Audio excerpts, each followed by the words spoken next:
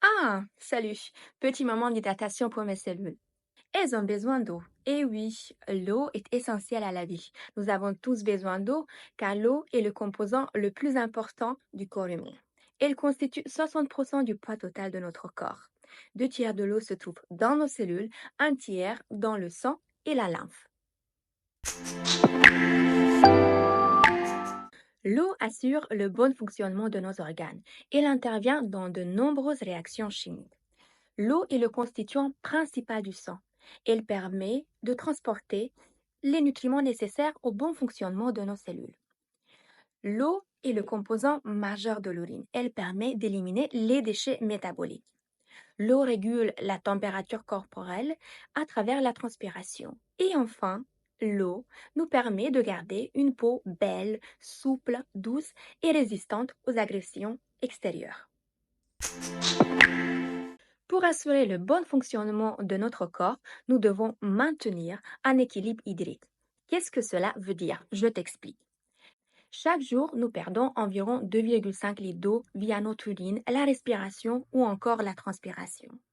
Pour éviter de se déshydrater, nous devons donc apporter chaque jour la même quantité d'eau. Notre corps produit 0,3 litres d'eau. L'alimentation nous apporte 0,7 litres d'eau. Il reste donc 1,5 litre d'eau à boire. Ah, tu comprends maintenant cette fameuse recommandation de boire 1,5 litre d'eau chaque jour. Attention néanmoins, il y a quelques paramètres à considérer pour définir ton besoin réel en eau, car cela peut varier en fonction de ton poids, de ton sexe, de l'activité physique que tu exerces, ton état physiologique ou encore tes habitudes alimentaires.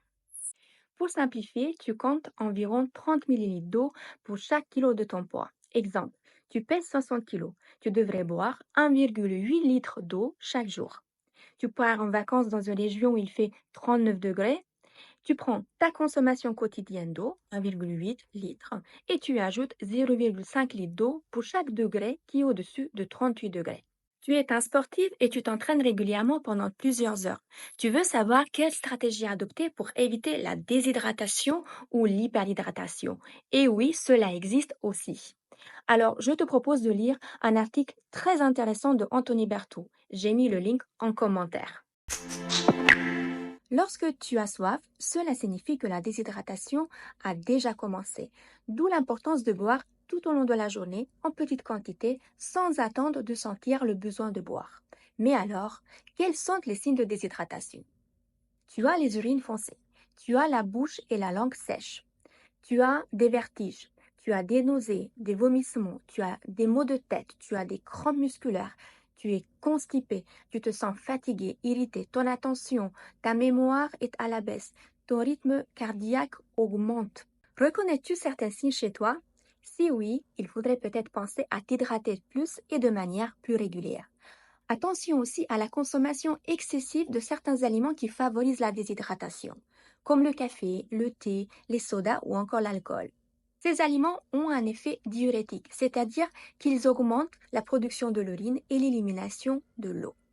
Je te laisse réfléchir à tout cela et je reviens vers toi rapidement pour le choix de l'eau à consommer. À très vite!